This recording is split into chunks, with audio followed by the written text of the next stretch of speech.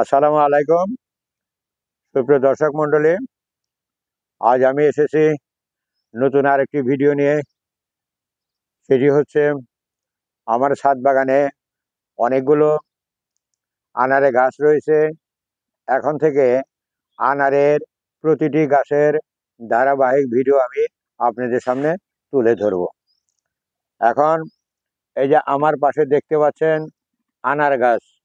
আনার গাছের এখন এই সমস্ত যে ফুলগুলি আছে, এই সমস্ত ফুলগুলি এখন সম্পূর্ণ ছিঁড়ে ফেলে দিতে হবে।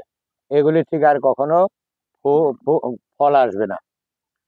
এখন আনার গাছের যে সময়, এই সময়ের মধ্যে সম্পূর্ণ জৈব খাবার আমি ব্যবহার করব।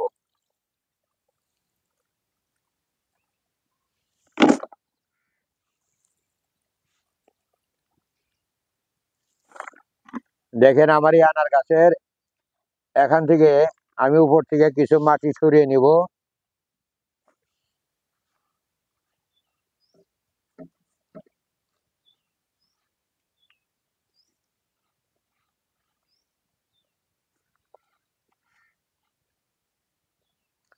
কিছু মাটি সরিয়ে নেওয়ার পর এখন এই যে দেখেন প্লাস্টিকের যে বলটি আছে, এগুলি হলো আনার গাছের সম্পূর্ণ জৈব মিশ্র খাবার। জৈব মিশ্র খাবার, এই সমস্ত খাবারগুলি এখন আমি গাছের গোড়ায় দিয়ে দেব। এই মাটিগুলি একটু আলতোভাবে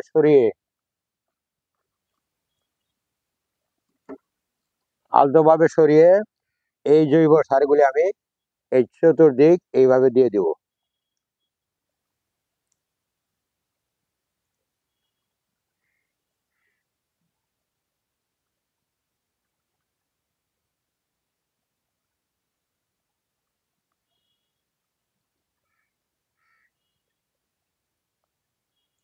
জৈব সার বলতে এখানে আমার অনেক কিছু রয়েছে।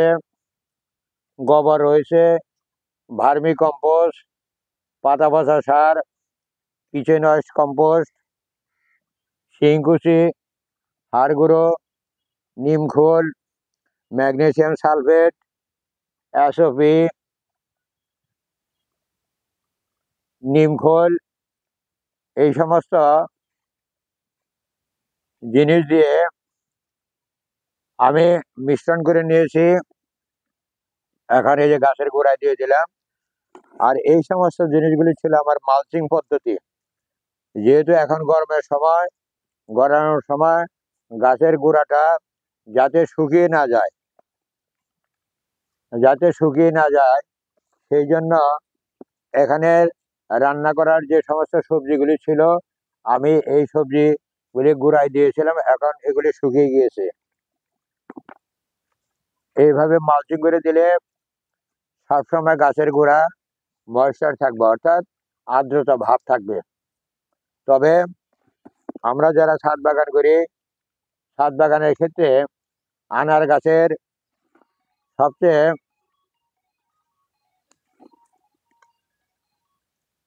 গুরুত্বপূর্ণ বিষয় হলো আনার গাছ কিন্তু অতিরিক্ত পানি কখনো পছন্দ করে না। সবসময় আমাদেরকে খেয়াল রাখতে হবে যাতে আনার গাছে পানি বেশিও না হয়, আবার কমও না হয়। সেদিক থেকে আমাদের সচেতন এবং দৃষ্টি দিতে হবে। এই ছিল আমার আজকের আনার গাছের ওপর জৈব সার আমি কিভাবে বানিয়েছি এবং কিভাবে প্রয়োগ করলাম, সেটি আপনাদের সামনে তুলে ধরলাম। আমার পাশে অনেকগুলো গাছ আরো রয়েছে। প্রতিটি গাছের ক্ষেত্রে এই সকল জৈব সারগুলি আমি প্রয়োগ করব। আমার দুটি চ্যানেল রয়েছে, ইউটিউব চ্যানেল এবং ফেসবুক পেজ। আশা করি আপনারা দুটি চ্যানেলেই দেখবেন এবং ফলো আপ করবেন, সাবস্ক্রাইব করবেন।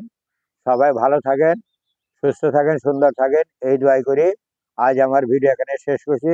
আল্লাহ হাফেজ।